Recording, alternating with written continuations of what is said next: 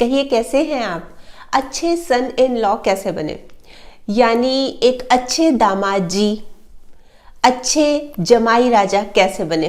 देखिए, किसी भी शादी को ना बेहतर बनाने के लिए हस्बैंड और वाइफ दोनों की इक्वल भूमिका होती है, इक्वल कंट्रीब्यूशन होता है, इक्वल रोल होता है। एक वाइफ अच्छी डॉटर इन लॉ बनकर पूरी फैमिली का ख्याल रखती है, उनका ध्यान रखती है। वहीं अगर एक हस्बैंड एक अच्छा सन इन लॉ बनकर सबका ख्याल रखे तो उससे ना एक तो आपस में हस्बैंड वाइफ के आपस में रिश्ते गहरे होंगे, फिर प्लस जो दो परिवार है ना उनकी आपस में बॉन्डिंग मजबूत होगी। अब ये प्रश्न होता है कि कैसे बने अच्छे सन इन लॉ। इसके बारे में मैं आज आपको बता रही हूँ 7 बातें। सबसे पहले तो बेटा बन के रहे। देखिए, शादी के बाद एक हस्बैंड अपनी वाइफ से क्या एक्सपेक्ट करता है, वो यही करता है ना कि ये जो मेरा घर है इसको अपना घर समझो, ये जो मेरे पेरेंट्स हैं इसको अपने पेरेंट्स समझो। बस उसको भी यही करना है। जो वाइफ के पेरेंट्स हैं यानी जो उसके इन लॉज हैं उसको अपना समझे, उनके घर को अपना समझे। सिर्फ इतना ही करना है, कोई बहुत लंबा चौड़ा काम नहीं है। अपनापन दिखाना है और रिस्पेक्ट से बात करनी है, प्यार देना है, इज्जत देनी है, आदर देना है, मान सम्मान देना है। और ऐसा कुछ मत बोले कि दूसरे को हर्ट हो। जो भी बोले सोच समझ के मैच्योरिटी के साथ रहे भी और बोले भी। फिर इसमें दूसरी बात आती है कि अपनी वाइफ को यानी उनकी बेटी को बहुत केयर दे, प्यार से रखें, एकदम जैसे होता है ना राजकुमारी की तरह, इस तरह से रखे तो वो बहुत खुश होंगे। हम बात कर रहे हैं ना कि अच्छा सन इन लॉ कैसे बने। अच्छा सन इन लॉ तभी बनेंगे ना जब हम इन लॉज का दिल जीत लेंगे।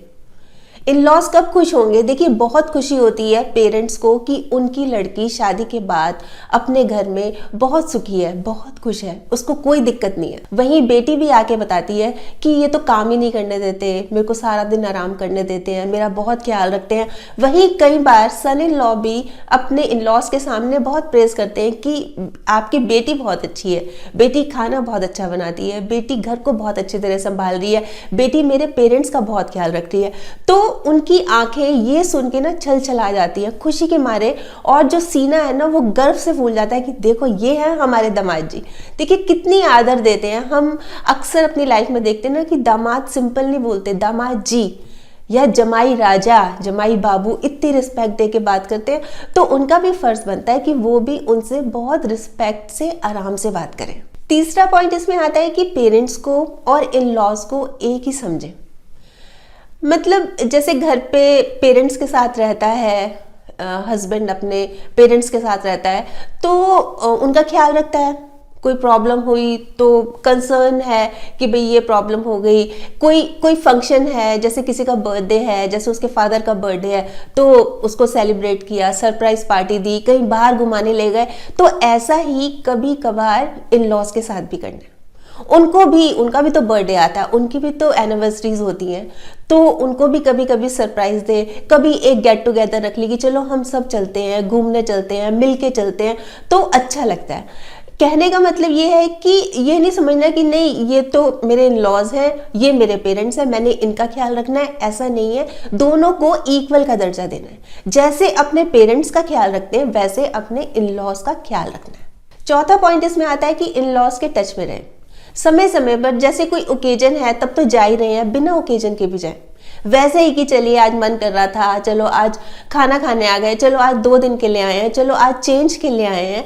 इस तरह से उनके टच में रहें और ये ना हो कि वेट कर रहे हैं कि वो मेरे को खाने को पूछेंगे, वो मेरे को पानी ला के देंगे। खुद उठ जाइए, खुद किचन में चले जाइए। देखिए जब हम जैसे होता है ना कि बहुत ज़्यादा एक तो फ्रेंडली होता है और एक होता है कि बहुत ज़्यादा ना हमने फॉर्मेलिटीज़ में पड़े हुए हैं कि नहीं हम कैसे उठे, हम तो इस घर के दामाद हैं, हम पानी लेने क्यों जाए, हमारे लिए 36 तरह के पकवान आने चाहिए। होती है ना इस तरह की फीलिंग। तो इस तरह की फीलिंग नहीं, इसको बिल्कुल फ्रेंडली समझना और कोई फॉर्मेलिटी की जरूरत नहीं है। बिल्कुल अपनापन समझ के अपना घर, जैसे अपने घर में हमें भूख लग रही है तो फ्रिज खोल के देख लिया, हाँ भाई क्या खाने में है, परांठी वाला डब्बा, रोटी वाला डब्बा खोल के देख लिया कि अच्छा क्या रोटी बनी हुई है। तो इसमें कोई ऐसी हेजिटेशन वाली बात नहीं होती। जब हम अपना घर समझ रहे हैं, हमारा ही घर है, 2 परिवार हैं, अब एक हो चुके हैं तो ये भी अपना ही घर है। फिर कई बार होता है कि नहीं जाना हो पा रहा, नहीं जा पा रहे, तो फोन तो है ना, फोन के टच में रहे। फोन से उनसे बात करते रहें, हालचाल पूछते रहें, हफ्ते में 10 दिन में, चलो भाई क्या हाल है, सब ठीक ठाक है, अच्छी खासी लंबी चौड़ी बात कर ली कि चलो उनको भी तसल्ली हो जाए कि हाँ दामाद जी का फोन आया। और अगर आप उनको अपने घर इनवाइट करना चाहते हैं कि चलिए, अगर एक ही शहर में रहते हैं कि चलिए आज यहीं पे खाना खा लीजिए, इस तरह से फोन करके इनवाइट कर सकते हैं। या फिर अगर कहीं दूसरे शहर में रहते हैं तो उनको बोलिए कि आप आइए 2 दिन लगा के जाइए ना यहाँ पे, हमें अच्छा लगेगा, तो उनको भी खुशी होगी।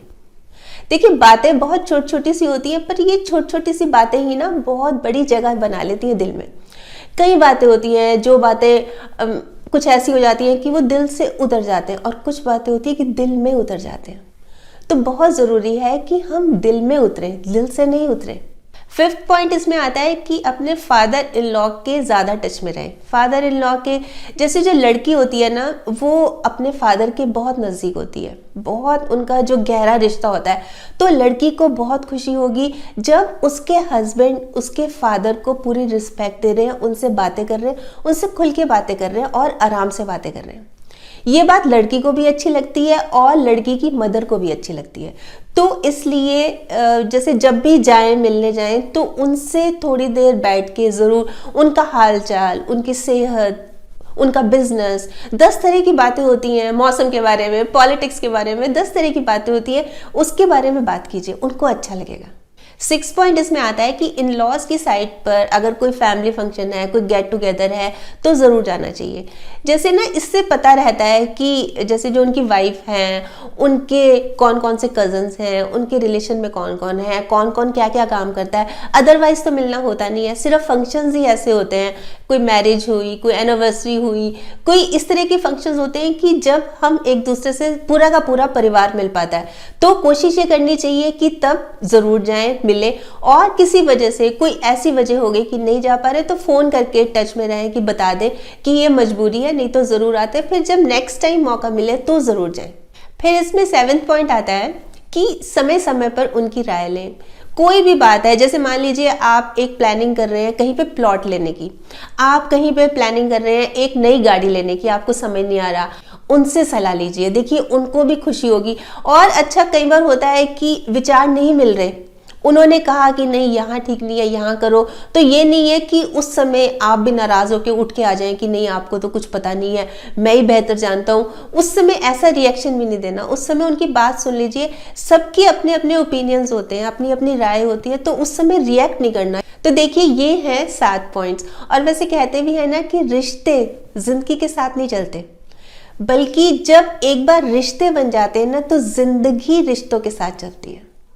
तो ये तो थे 7 पॉइंट्स में से। आप बताइए आप क्या सोचते हैं, एक अच्छा सन इन लॉ कैसे बना जा सकता है, कैसे इन लॉज का दिल जीता जा सकता है? ज़रूर बताइएगा, आपके कमेंट्स का मुझे इंतजार रहेगा। तो कल फिर मिलूंगी, तब तक स्माइल में रखिए और पॉजिटिव रहिए और पॉजिटिव सोचिए। और हाँ, अगर आपने मेरा ये यूट्यूब वाला चैनल सब्सक्राइब कर लिया तो आपका बहुत बहुत और बहुत सारा धन्यवाद। नहीं किया तो प्लीज़ कर लीजिएगा। और सब्सक्राइब करने के साथ साथ ना इसमें जो एक बेल का बटन है ना, इसको भी दबा दीजिएगा, ताकि जब भी जैसे ही मैं कोई वीडियो अपलोड करती हूँ आपके पास नोटिफिकेशन या मैसेज आ जाए। और अगर आपको ये वीडियो अच्छा लगा, आपको लग रहा है कि हाँ किसी और के काम भी आ सकता है, तो प्लीज़ आप इसको शेयर भी ज़रूर कर लीजिएगा। ठीक, बाय।